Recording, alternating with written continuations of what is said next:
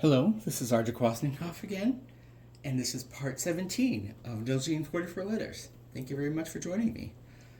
So this is one of a few times I'm trying to record myself talking about this letter because it is related to a topic I love very much, which is color. I'm a visual artist before anything else, and so for me, color it's almost like a personal passion or struggle, and it feels like I'm in a crusade for color in some ways.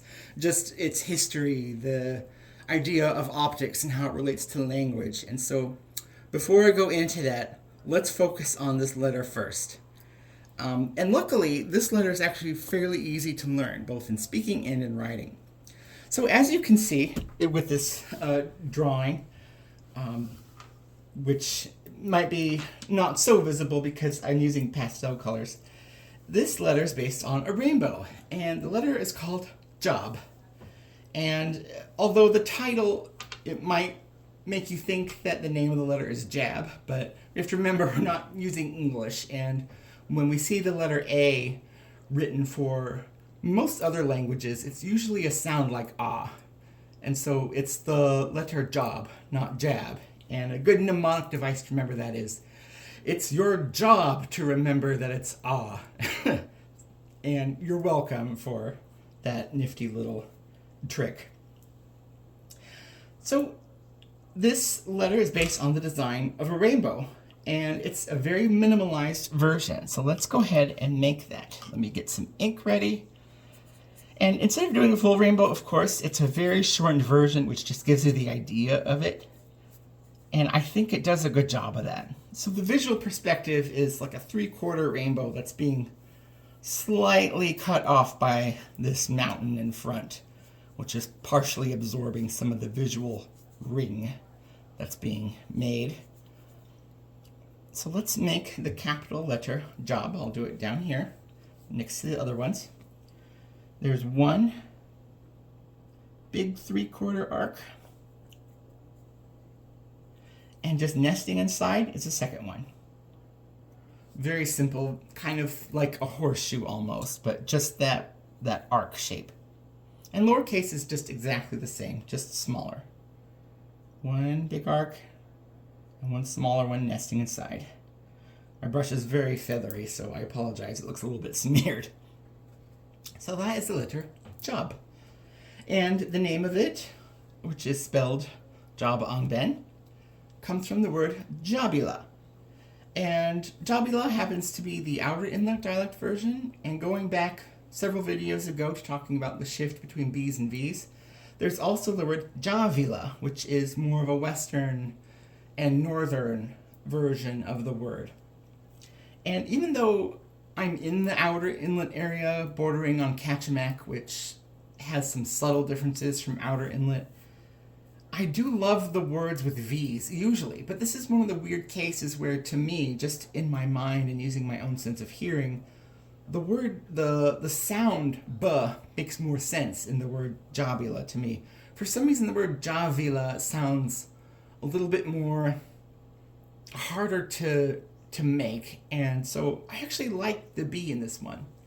And even though I am in a part of the outer inlet dialect area, and I do have some history with some more Kachemak and Nichił specific words, I don't really limit myself to dialect areas too much because I think a lot of them were so exchanged to begin with that when I find words that I think sound right, I gravitate towards them, even if they're not specific to my own literal dialect area that has been described in the past academically. It's out of a choice, and in a weird way it's kind of like taking back control of one's own history.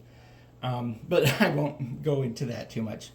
So here's a couple other words that Job begins, and here's two that use only letters that we have learned so far.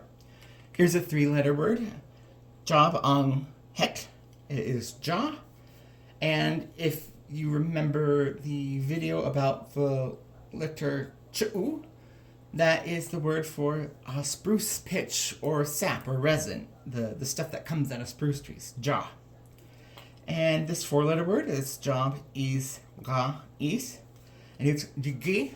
And that is a word for the daughter of a prominent leader or a wealthy family in some way. In certain books and lessons, I've seen it translated as either the daughter of a chief or a princess, but I don't think either of those are good fits. I think both of those terms, there's an assumption about political and social roles baked into those terms that are more based on stereotype. And they also don't convey that that is not a monarchical role. It's just a social role. It's almost as if, oh, that's a daughter of a prominent family, and maybe potential suitors would really like to marry her because they could join, as I mentioned before about social systems, they can join her clan and maybe be a part of that wealthy or important lineage themselves. So maybe she's like a desirable person to aspire to be with. And there's another word, Johnny, which just means day or daytime, and that's also when rainbows are most visible. And that's really it for the words. And to kind of reiterate the sound, it is very much equivalent to the English letter J. And so we're very lucky to have that connection. And what is interesting about the letter J is the way that we use it in contemporary English is quite unique. And so for a lot of people who don't speak English, when they do try to learn English, that's a very difficult letter to learn because it's a phoneme or a part of vocalized speech that is quite difficult unless you've grown up in a language that has it cooked in already. So this is one of those rare occasions where a language like local Dena'ina and modern English have this overlapping letter that matches in its use and sound. It's just like English words. Jam, jelly, juggle, jealousy, and what's another good one? I like the word jalopy. That's a good word.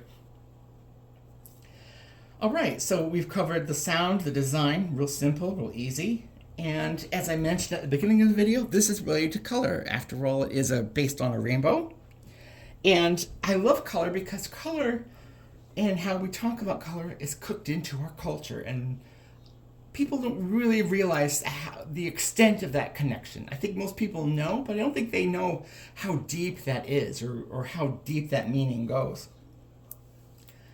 And each language in the world and its population of speakers have a core set of color terms that you can't break down any further. And so in English, we have quite a few core colors, but many are proprietary or they're new or they're invented. And so they don't have a real universal use or application because people can interpret them differently. Like, for example, I have this pen here, and I would say it's like turquoise or darker turquoise. Other people would say it's clear. Maybe some people would just say it's blue. And maybe some people, I think maybe those, maybe with some form of color blindness, I'm sorry, would say this is green.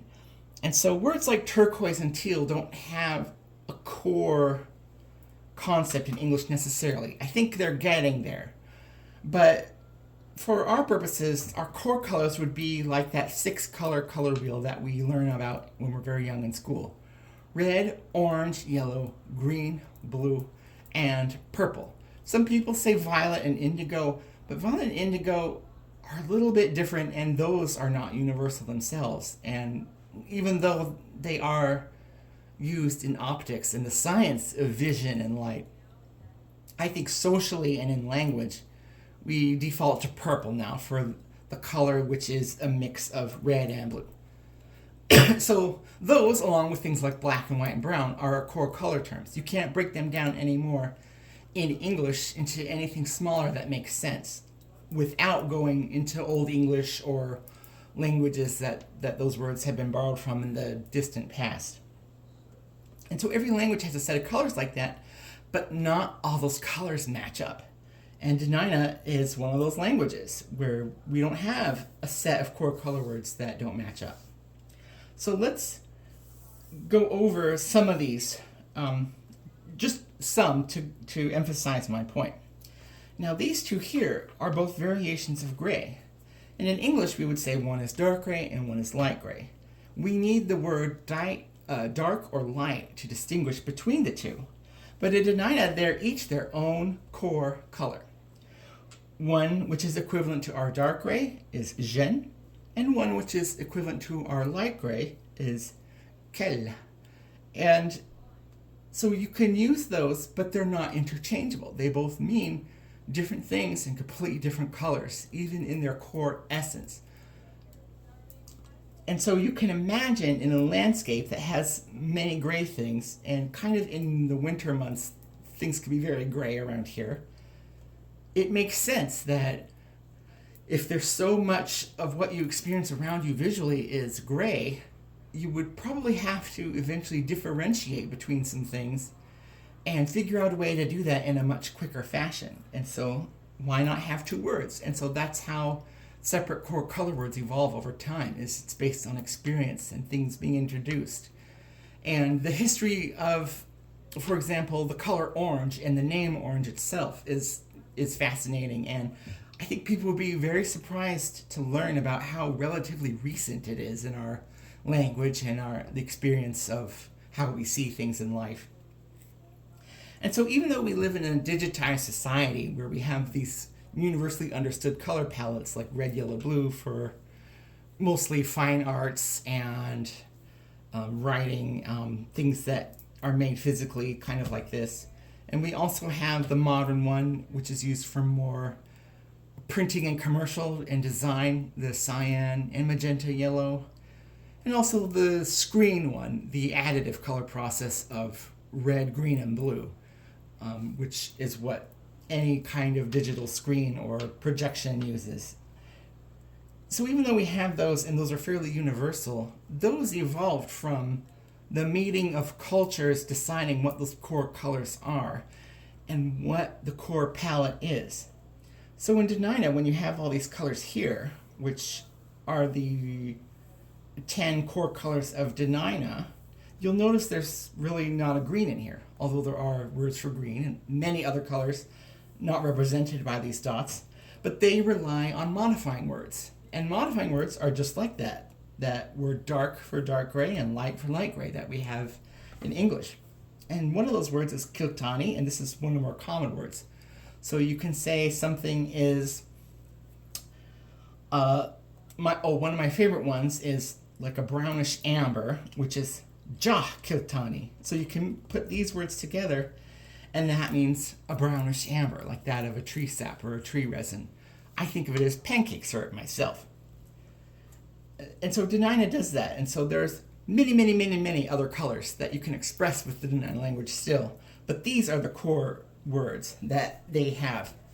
And you'll notice a lot of these are warmer colors. Like there's some yellows and deep oranges here and red. And that is really reflective of the natural phenomenon here. The ground that we have and a whole lot of our stone and earth is iron rich. And so, of course, it makes sense that there'd be so many things that we see and experience that require to differentiate between those tones. And so that's why we have a tone like cheek for this ambery orangish yellow, and we have tsech for this very bright, sunny dandelion type yellow. Because there are so many things that are experienced when this language was developing its core colors that it made sense to separate them. So you can think of it as a way that a society evolves to organize light. And that's what color words are, really. They're just words that we give to certain intensities of light that we perceive and organize them. And I think one last thing I would like to mention real quick, which is kind of fun, is these color words in Dena'ina can be used a little bit like verbs as well. And just like a quick example of that is, let's say we're using English like Dena'ina, and here's my turquoise pen. Well, I could use that like a verb kind of, and I could say, this is the pen turquoising, which sounds really weird and poetic in English. And it also sounds like in English we might think it's a pen that's turning turquoise somehow through some process. But really, when we do that in Dena'ina with something, it just means this is an object that is continuously expressing the section and strength of light that we equivocate to the color turquoise. So that's what that means. That's why Dena'ina is so interesting that way, because we can use these words a little bit like verbs. And so that was my little speech about colors and the rainbow and how culture affects color terms. And I really appreciate you joining me for this one, because this is, again, one of my very favorite things to talk about in the world. And boy, I am even thinking about doing more videos specifically about color and optics in the future. Thank you very much. I hope to see you in more videos.